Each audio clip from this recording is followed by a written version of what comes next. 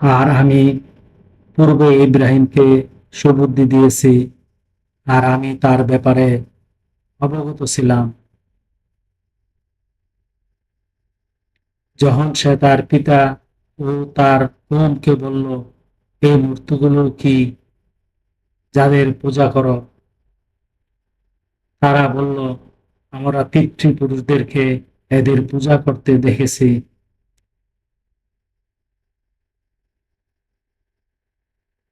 সে বলল, তোমরা ও তোমাদের পিতৃপুরুষরা ভ্রান্তিতে আছে। তারা বলল, আমাদের নিকট কি সত্য এনেছ, নাকি আমাদের সঙ্গে কৌতুক করো?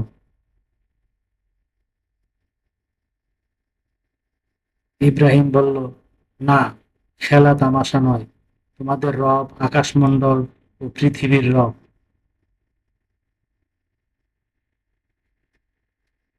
তিনি তাদের সৃষ্টি করেছেন, আর এই বিষয়ে আমি সাক্ষী।